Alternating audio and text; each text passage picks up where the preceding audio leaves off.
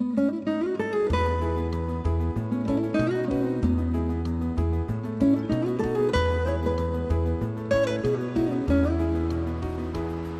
October and the start of a new academic year. These young people are changing their lives. They're leaving home to start a computing course at university. Yes, I think if I just try one of the subjects.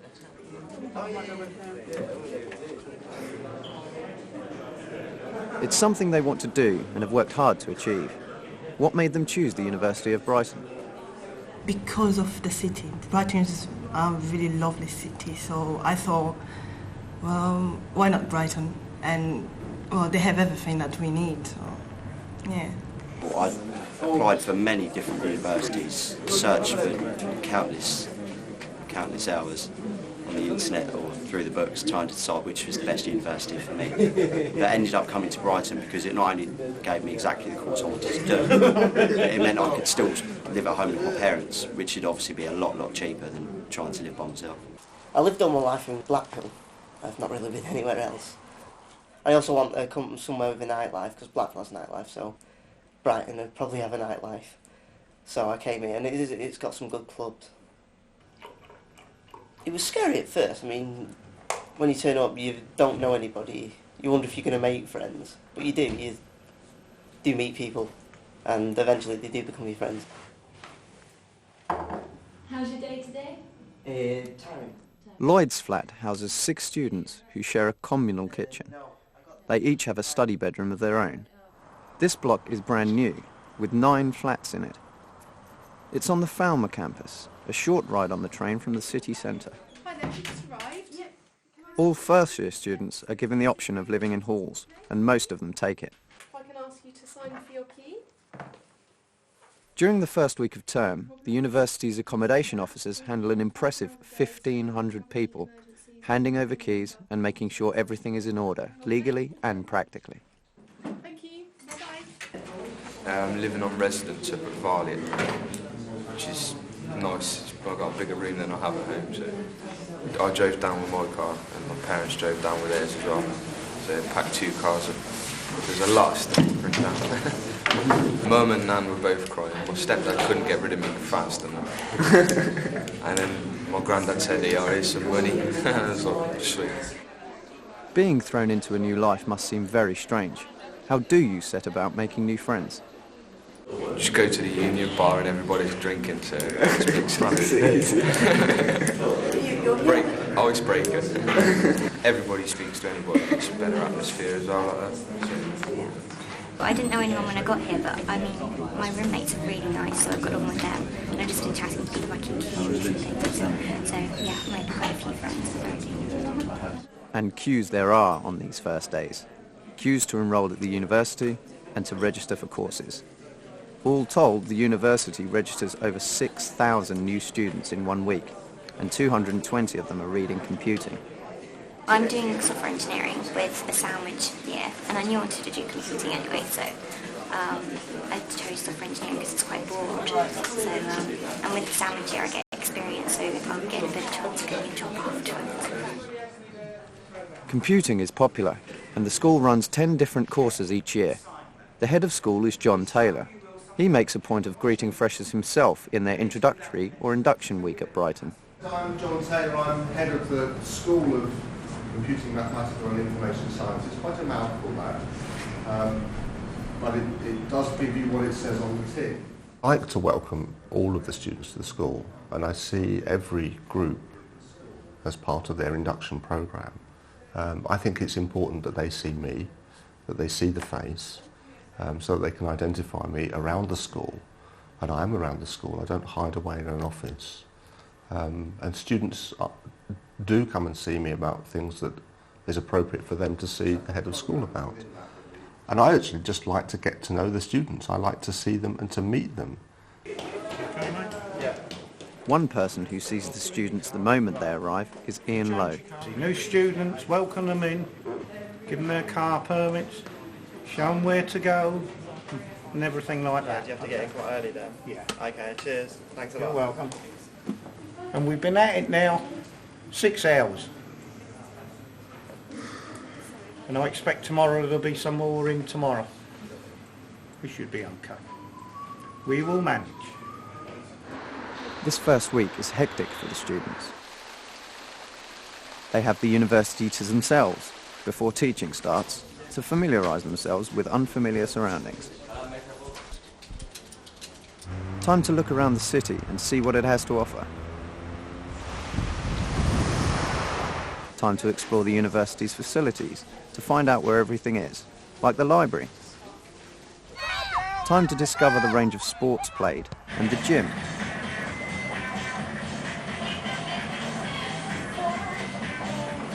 Time to find out where the cafes are. And of course, what extracurricular activities are on offer at the Freshers' Fair.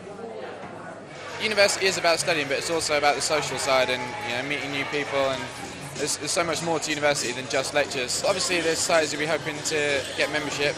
We've got some good societies here. We've got Islamic Society, we've got hundreds of members, Afro-Caribbean Society, we've got breakdance societies, tiddlywink societies, we've got everything. Promoting the Drama Society. We're going to try and promote it and get loads of people to join us. We're trying to get as many people as possible because we put on a huge production at the end of the year. It's actually the kit for American football because it's quite a tough sport, so you have to be kitted out, otherwise it can get quite dangerous. We've got an excellent team spirit, everyone gets involved, and the sport is just really good fun. Well, we're doing the women's football. We're starting from scratch and you don't need any experience if you want to join. We did it last year and we managed to win the league, so I'm sure we can do it again. I want to join the Drama Society. We're looking to join the American football team. Kickboxing. I've never done it before and I've always wanted to try it. The thing is, when it comes to these kind of freshers fairs, it's more a case you just sign up for everything and whatever seems to last more than 2 weeks is the best thing you do, really. This is the one time of your life where all the sports, all the societies, you can do stuff that you won't have a chance to do for the rest of your life, so yeah, get involved. Then it's down to earth with a bang with the start of lectures and formal tuition. Jane Challenger-Gillett is the first-year tutor. I see the first-year students a lot. I'm responsible for their pastoral welfare. I'm responsible for liaising with their personal tutors, for writing their assessment schedule to make sure that they don't have too many hand-in dates at the same time. I was the first person in my family to get a university education. This has enabled me to do something which I really wanted to do, and I think if I can do it, then they can do it, and I'd really like to enable them to do it too. Did I at any point say will have? The teaching ranges from small seminars and tutorial groups dealing with specific matters and developing themes raised in much larger lectures. Not will. So don't. These large first-year lectures hold 250 students. First-year students mainly follow the same course, no matter what their subsequent choices may be. These teaching styles, combined with a well-equipped computer lab, enrich the students' learning opportunities. It's a proven formula for successful study.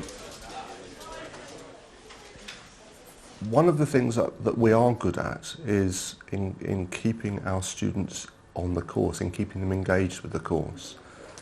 And we do 25 to 30% better than the sector norm for the kinds of students that we have. In other words, our students are that much more likely to stay on the course and to be successful at the end of it. I mean, put crudely, if you like, our dropout rates are very low. We do know from past research that the most risky time for students is the first year. You always lose more in the first year than any other time. So we felt that if we put this new tutorial system into place, we'd have a way of tracking their attendance. But more importantly, we give the message to them, which is a true message, that we care about whether they're here or not, and that we do want to help them and we want them to be successful in their degree. The school helps all students to do their very best, even those with special needs. Tracy Benstead is dyslexic and partially sighted. 4 years ago, she was homeless and her future was bleak. How did she get here? Went to an all-women's college last year and they said, look, you know, you're good enough to go to university. Hence, I applied here because it's the only place that offered the course that I wanted, and it was also the wonderful gay scene.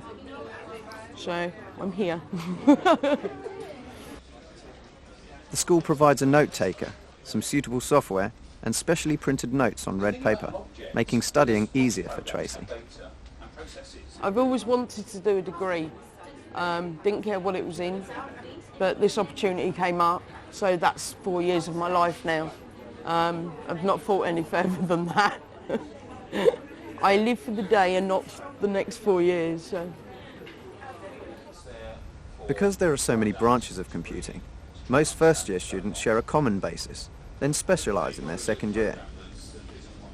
It's a 4-year course, 2 years at the university, 1 year in industry, and the final year back in university. James Taylor has just completed his year in industry at a small telecommunications company.